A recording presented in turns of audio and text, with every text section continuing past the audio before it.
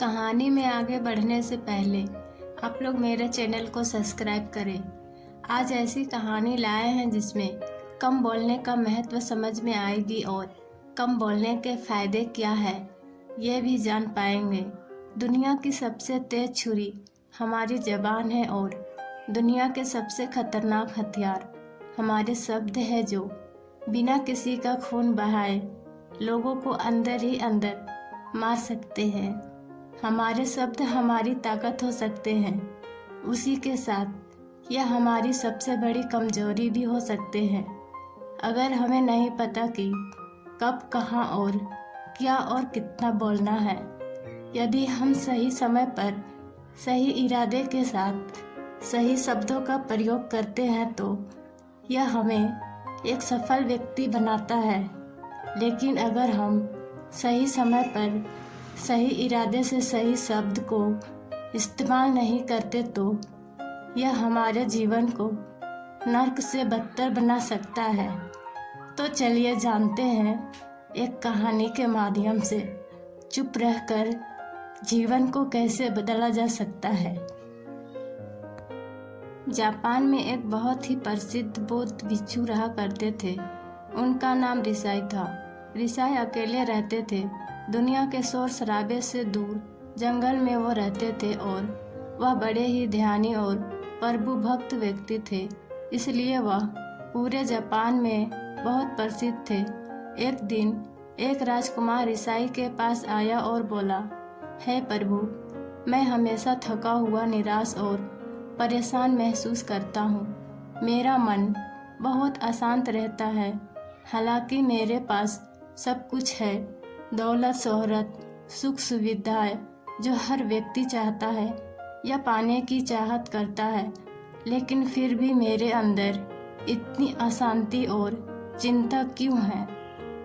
रिसाई ने उसकी बात बहुत ही ध्यान से सुनी और कुछ सोचने के बाद कहा, तुम इस प्रश्न का उत्तर जानते हो, बस तुमने कभी इस प्रश्न को हल करने की कोशिश नहीं की। रिसाई ने आगे कहा, मैं एक खोज करना चाहता हूँ, क्या तुम मेरा साथ उसमें दोगे? इस खोज के बाद तुम्हारे जीवन में किसी भी तरह की अशांति और चिंता नहीं रहेगी। यह बात सुनकर राजकुमार बहुत खुश हुआ। उसने रिसाई से कहा, बताइए मुझे क्या करना होगा। अपने मन के शांति के लिए मैं कुछ भी करने को तैयार हूँ। राजकुमार की बात सुनकर रिसाई ने कहा, तो फिर अगले 15 दिन तक मेरे आश्रम में रहोगे और एक सामान्य व्यक्ति की तरह अपना जीवन व्यतीत करोगे। और इन 15 दिनों में तुम अकेले और चुपचाप रहोगे। जितना हो सके कम बोलोगे। राजकुमार सहमत हो गया। पहले दिन राजकुमार को लगा कि उसका मन सामान्य से अधिक अशांत और विचलित है। उसके मन में तरह तरह के विचार आ रहे थे और वह आम लोगों की तरह जीवन जीने में असहज महसूस कर रहा था और उसे अंदर से बोलने की चाहत हो रही थी, लेकिन वह चुपचाप रहा।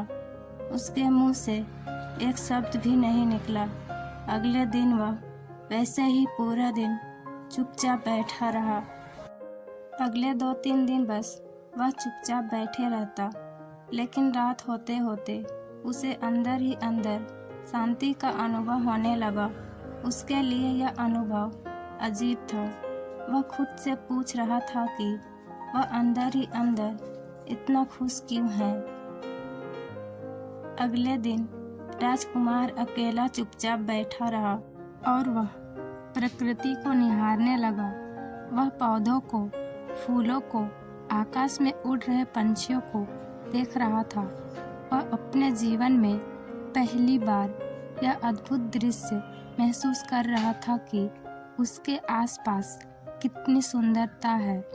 अब वह दिन भर प्रकृति की सुंदरता को निहारता रहता और ताजगी महसूस करते रहने लगा था। इसी तरह 10 दिन बीत गए थे और उनके मन की सारी बेचैनी, सारी हलचल और सभी तरह के तनाव गायब हो गए। 11वें दिन की सुबह राजकुमार फिर से एकांत में बैठ गया और कुछ ही मिनटों में उनकी आंखें अपने आप बंद हो गई और वह गहरे ध्यान में चला गया। वह पूरे दिन वहीं पर ध्यान लगा के बैठा रहा और गहरे ध्यान में डूब रहा। न कोई शब्द, न कोई चिंता। राजकुमार भीतर से असीम शांति और आनंद से भर गया। राजकुमार अपने बाकी के 4 दिन इसी तरह व्यतीत करने के बाद ऋषि के पास गया और उन्हें प्रणाम किया और बोला, है भिक्षु महाराज, मुझे उत्तर मिल गया कि मेरे में इतनी उथल पुथल और चिंता क्यों था। मैं जान गया कि मेरा मन इतना अशांत और विचलित क्यों था। ऋषि ने मुस्कुराते हुए कहा, बताओ क्या उत्तर मिला तुम्हें?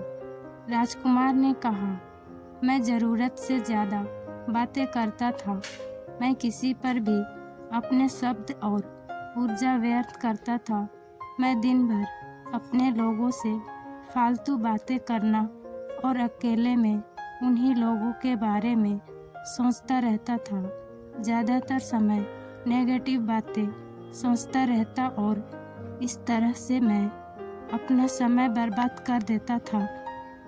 ज़्यादा बोलने और नेगेटिव सोचने से मेरा मन अशांत और बेचैन हो गया था। इसी वजह से मैं किसी काम को ठीक से नहीं कर पा रहा था, जिसकी वजह से मैं हर काम में असफल होने लगा। असफलताओं की वजह से ही मैं उदास और चिड़चिड़ा हो गया। इन्हीं सभी चीज़ों के वजह से मेरा जीवन बर्बाद हो रहा था। यहाँ पर हुए 15 दिन में मेरे लिए पूरी तरह से अलग थे। मुझे कुछ अलग ही एहसास यहाँ पर हो रहा था। अब मुझे ऐसा लग रहा है मैं अपना जीवन पूरी तरह से जी रहा हूँ, लेकिन इसके पहले मैं अपना जीवन गलत तरीके से जी रहा था। जीवन में खुद को जानना और समझना बहुत ज़रूरी होता है, जो मैंने पिछले 15 दिनों में अनुभव किया। राजकुमार की सारी बातें सुनने के बाद ऋषि ने कहा, सिर्फ तुम ही नहीं, दुनिया में ज़्यादातर लोग ज़रूरत से अधिक बोलते हैं। आज भी लोग ज़्यादातर समय केवल दूसरों को नीचा दिखाने के लिए ही बर्बाद करते हैं। ऋषि ने राजकुमार को चुप रहने का महत्व समझाते हुए कहा, एक बार गौतम बुद्ध से उनके एक शिष्य ने पूछा, आप ज़्यादातर चुप क्यों रहते हैं? तब बुद्ध उन्हें चुप रहने के फायदे को समझाते हैं। चुप रहने से व्यक्ति अंदर से आनंद, शांति और गहराइयों में होता है। मौन अपने भीतर उतारने की पहली सीढ़ी है। मौन के बिना खुद को जानना असंभव है।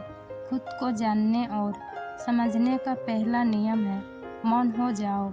कम बोलने का कोई भी नुकसान नहीं है, लेकिन यदि आप ज़्यादा बोलते हैं तो आप अधिक गलतियां करते हैं। अगर व्यक्ति कम बोलना शुरू कर दे तो संसार की 90% मुसीबतें अपने आप खत्म हो जाएगी।